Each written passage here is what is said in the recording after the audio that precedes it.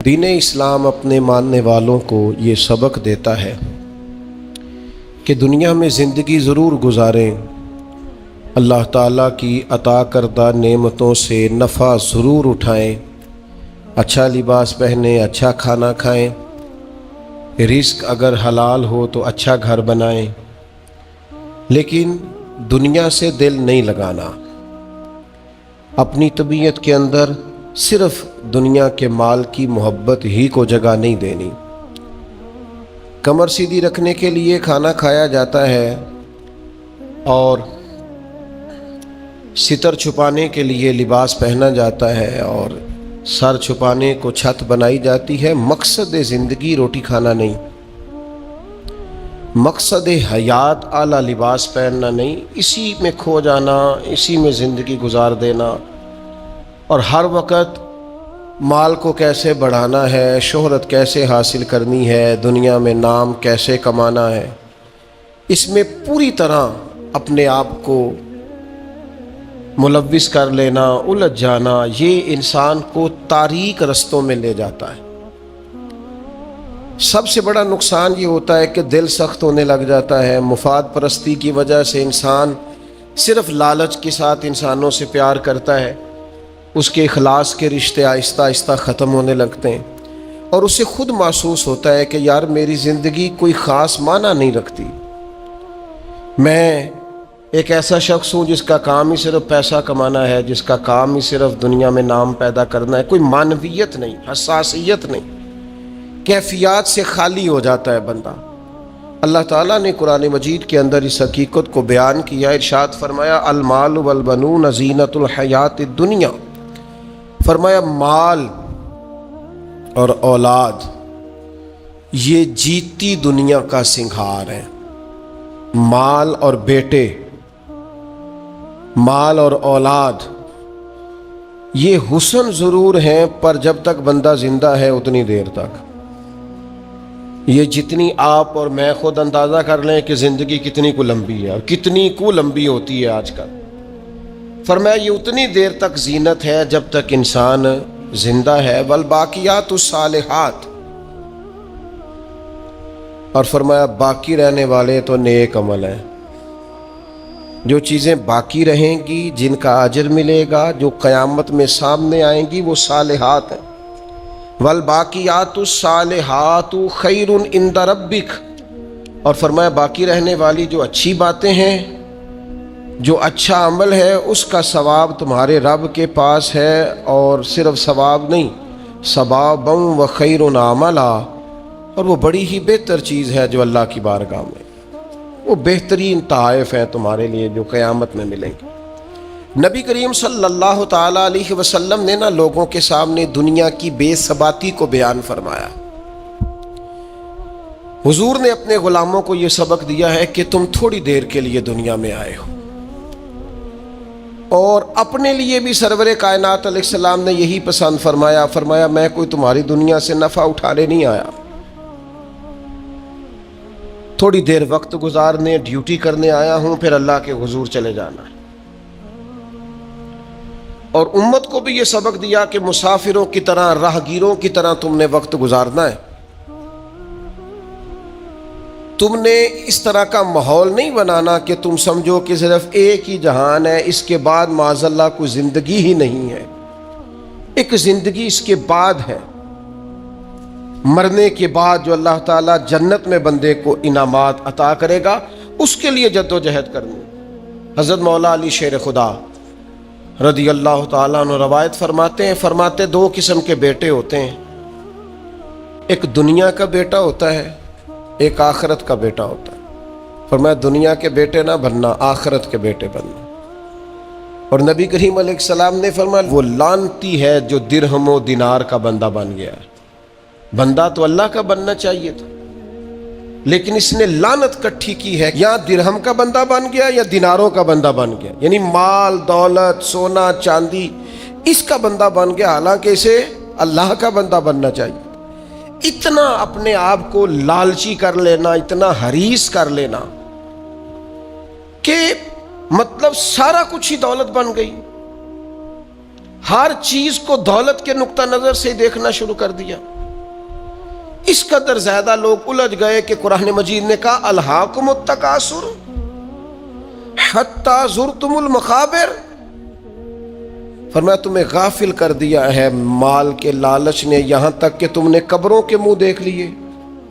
یعنی مرتے دم تک صرف پیسہ اکٹھا کیا ہے، صرف اور صرف اپنی ذات کے فروغ کے لیے، اپنے میک اپ کے لیے، اپنے آپ کو بنانے سنوارنے دکھانے نام پیدا کرنے میں وقت ضائع کر دیا.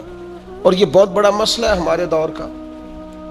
ہم اپنے ذاتی قد کو اونچا کرتے رہتے ہیں ہر وقت، میرا نام ہو جائے، کو پتہ چل جائے کوئی. اور سیانے بندے، معاملہ فہم بندے، مدبر آدمی، ایسا نہیں کہ بے وقوف ہیں، سمجھدار ہیں، لیکن بیچارے تصویروں کے چکر میں پڑے ہوئے ہیں، فوٹو بازی کر رہے ہیں. آپ حیران ہوں گے کہ ہماری قوم ایک طرف یہ ہے کہ لوگ بیچارے بلوں کے لیے پریشان ہیں کہ ان کے پاس ادا کرنے کو پیسے نہیں، اور دوسری طرف ہمارے پاس اتنا پیسہ ہے کہ صرف بڑے سارے بورڈ پر ہم نے بڑی ساری ایک فلیکس لگوائی ہے جس کی کوئی ضرورت نہیں تھی. اس پہ عید مبارک لکھا ہے اور مسئلہ عید مبارک کا نہیں تھا، وہ جو جس کی نیچے فوٹو لگی تھی نا، اس نے ذرا دکھانا تھا کہ میں بھی یہاں رہتا ہوں. نیچے یہ کیا ہے بھلا؟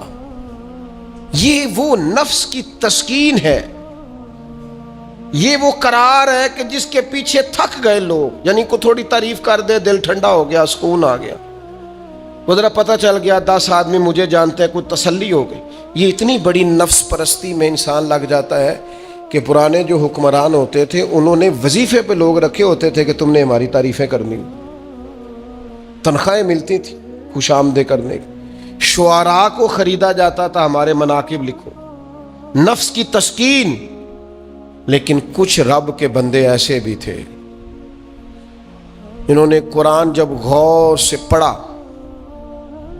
جنہوں نے احادیث مبارکہ کو بالغ نظری سے دیکھا، جنہوں نے صحبت رسول قریب سے اٹھائی، تو انہیں طے ہو گیا کہ اصل گھر تو آخرت کا گھر ہے. والآخرۃ خیر وابقیٰ، آخرت خیر والی بھی ہے، ہمیشہ باقی رہنے والی. جب یہ طے ہوا تو پھر ان لوگوں کی صورتیں لوگوں کے سامنے آئیں، تو ان کی زندگیاں بھی لوگوں نے دیکھی تو عش کر اٹھے. ان پہلی صف کے زاہدوں کو دیکھو گے نا، تو جب سب سے پہلے نام گنو گے تو ان میں ایک نام حضرت عمر فاروق کا بھی ملے گا. معاذ اللہ ثم معاذ اللہ، نقل کفر نہ باشد. کچھ لوگ ایسے بھی ہیں رفس زدہ، اور ایسے لوگ جنہوں نے معاذ اللہ ثم معاذ اللہ صحابہ کے بارے میں جن کی رائے ٹھیک نہیں. آپ حیران ہوں گے کہ جو معاذ اللہ ثم معاذ اللہ حضرت عمر کے بارے میں رائے ٹھیک نہیں نہ رکھتے. یہ کمال ہے نا، جو رائے ٹھیک نہیں رکھتے. یہ وہ بھی کہتے ہیں کہ 10 سال سے زیادہ وقت تک 24 لاکھ مربع میل پہ حکومت کرنے والے شخص نے اپنے گھر میں 1 روپیہ بھی نہیں جانے دیا. آپ اسے چھوٹی بات سمجھتے ہیں؟ بہتا دریا ہو اور بندہ کہے نہیں میں نے خشک رہنا ہے، یہ کیسے ہو سکتا ہے؟ یعنی کٹر مخالف بھی کہتا ہے کہ نہ مال خزانہ میں سے کوئی عمر کی جیب میں آیا ہے، نہ عمر فاروق کی اولاد کی جیب میں آیا. انہوں نے آنے دیا ہی نہیں. وہ جو زہد تھا نا، ذہن بن گیا تھا کہ دنیا نہیں اکٹھی کرنی، آخرت بچانی ہے. اور یہ ایک بات اور بھی ذہن میں رکھ لیں، زہد سے مراد یہ نہیں کہ بندے کی جیب میں کوئی شے نہ ہو تو پھر وہ زاہد ہوتا ہے. حضرت سلیمان بھی زاہد تھے پر انہوں نے دنیا پر حکومت کی ہے. زاہد تھے جناب یوسف علیہ السلام بھی، پر حکمران بھی تھے. کوئی نہیں ملے گا اتنا بڑا زاہد جتنے بڑے زاہد اور پرہیزگار حضرت عثمان غنی تھے. پر گھر میں لاکھوں کروڑوں پڑے رہتے تھے. پیسہ ہونا اور بات ہے، لیکن دل پیسے سے لگا ہونا یہ اور بات ہے. حضرت عمر رضی اللہ تعالیٰ عنہ کی زندگی ساری پڑھ لو اور غور سے پڑھ لو. معاذ اللہ کوئی ناقدانہ انداز میں بھی پڑھ لے، مخالف آئے میدان میں ایک بات ماننی پڑے گی کہ دائیں بائیں آگے پیچھے دولتیں پھرتی رہیں، پر فاروق اعظم کی نظر کو دولت لبھا نہیں سکی. ان کا دھیان سیدھا یا بیت اللہ شریف کی طرف رہا ہے یا گنبد خضرا والے محبوب کی طرف رہا ہے. لبھایا نہیں کسی چیز میں، نہ کوئی چیز قریب آ ہی نہیں سکی. حضرت سعد بن ابی وقاص رضی اللہ تعالیٰ عنہ کا ایک قول ہے، اور درجنوں بیسیوں سینکڑوں باتوں اور کتابوں کا نچوڑ ہے. حضرت سعد بن ابی وقاص رضی اللہ تعالیٰ عنہ بیان کرتے ہیں، مصنف ابن ابی شیبہ میں موجود ہے. حضرت سعد بن ابی وقاص کہتے ہیں مجھے اللہ کی قسم عمر کوئی ہم سے مقدم آدمی نہیں تھے، لیکن درجہ بہت زیادہ لے گئے. کو پہلے نہیں آئے، ان سے پہلے بھی لوگ آئے. کوئی زیادہ آگے بڑھ کے زیادہ کام نہیں کیا. یہ صحیح سند سے مصنف ابن ابی شیبہ میں موجود ہے. حضرت سعد بن ابی وقاص کہتے ہیں اللہ کی قسم ایک بات تھی جس کی وجہ سے عمر صاحب سے آگے نکل گئے. حضور وہ کیا؟ فرمانے لگے عمر نے دنیا داری سے دل نہیں لگایا، مال سے، لالچ سے، حرص سے، ہوس سے دور رہے. عمر ان کی دنیا سے بے رغبتی ان کو آگے لے گئی. اور یارو دانش مندان دا کام ناہی دل دنیا تے لانا، اس ووٹی تے لکھ خامد کیتے. درویش سے پوچھا حضور، کہنے لگے حضور یہ زمین میری ہے، تو ہنس پڑے، کہنے لگے تیرے سے پہلے کس کی تھی اور تیرے بعد کس کی ہوگی؟ دانش مندہ دا کام ناہی دل دنیا تے لانا، اس ووٹی تے لکھ خامد کیتے، جو کیتا سو کھانا.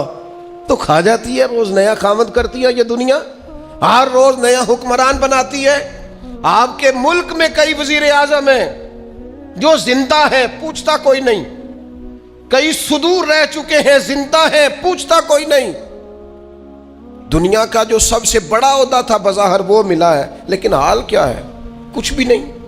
جب تک کرسیوں پہ تھے حیثیت اور تھی، کرسی سے اترے تو حیثیت. حضرت عمر کی زندگی کا بڑا سبق یہ ہے کہ دنیا سے بے رغبت ہو جاؤ. جو تمہارا ہے بس وہی تم نے حاصل کرنا ہے. آنے والی نسل کو بھی حرص، ہوس، لالچ، مفاد پرستی پہ نہ لگاؤ. آپ نے ناراض نہیں ہونا، چند دن پہلے مجھے ایک یونیورسٹی میں بلایا گیا لیکچر کے لیے، تو کہنے لگے جی مین آپ نے بات چھیڑنی ہے، بالکل مین. آخر کیا وجہ ہے کہ پڑھے لکھے سمجھدار اتنی بڑی ڈگریاں اور پھر لوگ غلط طرف نکل جاتے ہیں؟ تو میں نے کہا مجھے زیادہ تو نہیں پتا، لیکن ہم جب پڑھتے تھے نا تو جس بچے سے پوچھتے تھے نا، زیادہ بچے یہی کہتے تھے بڑے ہو کے کیا بنو گے؟ کہتے میں نے ڈاکٹر بننا ہے اور مخلوق کی خدمت کرنی ہے. زیادہ تر یہی کہتے تھے. وہ بڑے ہو کے ڈاکٹر تو بن گئے پر اگلا لفظ بھول گئے. ڈاکٹر بن گئے وہ، لیکن مخلوق کی خدمت کرنی ہے یہ وہ. پھر انہوں نے چونکیاں رکھی ہیں 2-3، ایک پہ فیس جمع کرا لو، ایک آگے آ جاؤ، یہ اتنے پیسے مشورے کے ہیں، یہ پھر دوائی بھی وہاں سے لینا جہاں سے میں نے کہی ہے، ٹیسٹ بھی اس لیبارٹری سے کرانا جو سب کی بات نہیں کرتا، لیکن جو ہے وہ بہرحال ہے. خدا را کہیں تو دنیا داری چھوڑ دو، کسی مقام پر تو اس کو چھوڑ دو. وہ یار میں تو اس دن بڑا ہی تڑپا تھا جس دن ایک بوڑھے نے مجھے آ کے کہا تھا پیر صاحب میں تہاڈی ماں باپ دی شان تے تقریر سنی ہے، کیا بات ہے. لیکن آپ کو پتہ ہے آج کل بچوں سے بھی عزت کرانے کے لیے باپ کا مالدار ہونا ضروری ہے. ابا غریب ہو تو وہ بچوں کے لیے زیادہ قابل احترام. اس نے کہا یہ بھی ذہن میں رکھیں آپ. تو میں تو ٹوٹ گیا سارا اور بکھر گیا اس بزرگ کی بات سن کے. اس نے کہا وہ غیروں سے مشورے لیتے ہیں صرف اس لیے کہ ان لوگوں کی جیبوں میں پیسے ہیں، اور میں نے بھی زمانوں کو سبق پڑھایا ہے، لیکن چونکہ جیب خالی ہے تو لہٰذا میں زیادہ سمجھدار اور سیاںا بندہ نہیں رہا. پیسے جب تک زہد نہیں پیدا ہوتا تلنے لگ گئی ہیں چیزیں، گھٹن محسوس ہوتی ہے، گھٹن. حضرت عمر کی زندگی کا زہد اصل تھا. میں آپ سے عرض کروں 2 قسم کا مسئلہ ہے ہمارے ملک میں. کچھ کو اس لیے نیند نہیں آتی کہ لائٹ گئی ہے تو پنکھا بند ہے، لیکن کچھ کا پنکھا چلتا ہے انہیں نیند نہیں آتی کیونکہ اے سی بند ہے. پکی بات بتا رہا ہوں، بالکل پکی، نہیں نیند آتی انہیں جب تک اے سی نہ چلے، عادت ہو گئی، پیدا ہی اے سی میں ہو گئے، دل لگا لیا دنیا سے، مزاج نہیں بھائی، جب تک آپ کی طبیعت میں زہد پیدا نہیں ہوتا۔ اچھا یہ جو غریبی امیری ہوتی ہے نا، یہ بھی احساس سے وابستہ ہوتی ہے۔ آپ کا ذہن بن جائے نا کہ کوئی یار کی سوچے گا، تو پھر آپ گئے کام سے۔ اور اگر سادے کپڑوں میں آپ خوش ہیں نا تو انشاءاللہ کوئی کچھ بھی نہیں سوچے گا۔ اگر آپ غیر مطمئن ہیں تو پھر سارے ہی سوچیں گے کہ پتہ نہیں یار دیکھو کس طرح کپڑے پہنے۔ اور اگر آپ مطمئن ہیں تو انشاءاللہ تعالیٰ کسی بندے کو بھی کوئی پریشانی، کوئی ٹینشن نہیں ہوگی، کچھ بھی نہیں ہوگا۔ آپ کو ہے جتنا بھی اندر معاملہ، آپ سادہ زندگی میں خوش ہیں تو ساری دنیا ہی ٹھیک ہے۔ لیکن اگر آپ ہی بڑے پریشان ہیں کہ یار دیکھو میں مطلب کس طرح کا میں نے لباس پہنا ہے، تو پھر حالات خراب ہیں۔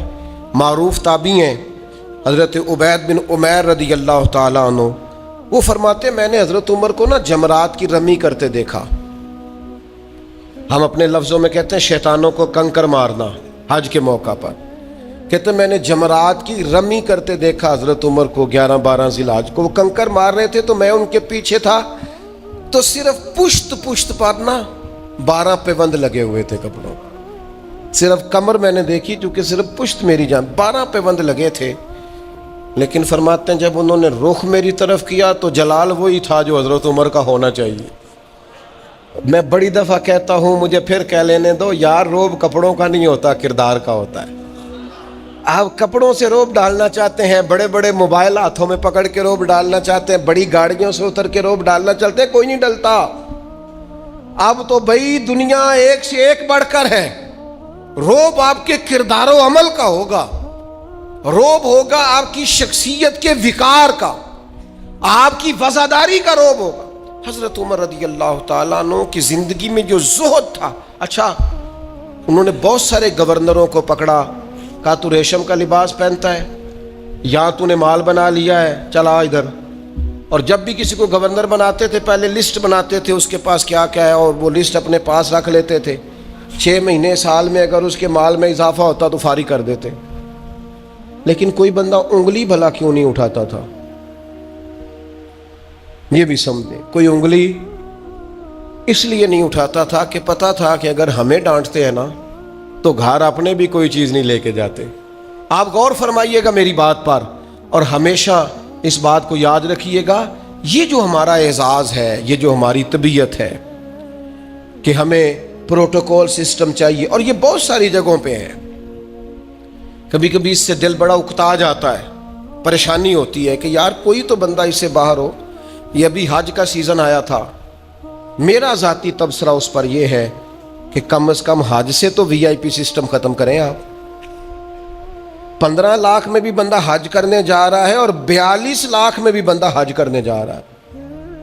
آپ کو یہ اوپن چیزیں مل جائیں گی کہ کچھ لوگوں کو مینا میں جگہ ملتی ہے قبر کے مطابق لیٹنے کی، اتنی سی جگہ۔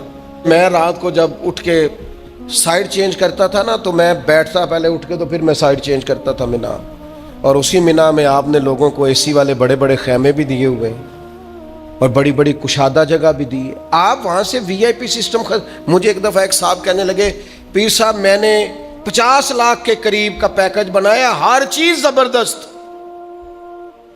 میں نے کہا خانہ کعبہ آ جائے گا کمرے کے اندر چل کے جو کمرے آپ دیں گے؟ کہنے لگا نہیں۔ تو میں نے کہا جب طواف کرتے وقت کوئی وی آئی پی نہیں، ایک ہی صف میں کھڑے ہو گئے محمود و ایاز، نہ کوئی بندہ رہا نہ کوئی بندہ نواز، بندہ ہو صاحب ہو محتاج و غنی ایک ہوئے، تیری سرکار میں پہنچے تو سبھی ایک۔ وہ کم از کم کہیں تو اس کلچر سے باہر آ جاؤ۔ کلچر بن گیا ہے، وہاں کیٹاگریاں پوچھتے ہیں آپ نے اے میں جانا ہے، بی میں جانا ہے، سی میں جانا ہے۔ آپ کو سادے لفظوں میں کہتے ہیں جنہ گڑ پاؤ گے ہونا میٹھا ہو، جتنے پیسے خرچیں گے اتنی آپ کو وی آئی پی ہوٹل ملے گا، وی آئی پی سواری ملے گی، وہاں سسٹم ملے گا۔ کم از کم کسی جگہ تو مسلمان چھوڑ دیں۔ صحابہ فرماتے ہیں جناب عمر جب حج کرنے گئے اور امیر المومنین گئے، اور امیر وقت اس وقت خطبہ حج دیتے تھے، نمازیں پڑھاتے تھے، فرماتے ہیں کوئی کسی قسم کا پروٹوکول نہیں تھا۔ جہاں گرمی زیادہ ہوتی تھی ویسے درخت کے نیچے آرام کرتے تھے، جہاں گرمی زیادہ ہوتی تھی وہاں حضرت عمر اپنی چادر اتارتے تھے، درخت کی ٹہنیوں پہ ڈال لیتے تھے، چھاؤں ذرا گھنی ہو جاتی تھی، اس کے نیچے آرام کر لیتے تھے۔ اگر کہیں جگہ پتھریلی ہو جاتی تو وہ زمین پر چادر بچھا لیتے اور وہیں آرام کرتے۔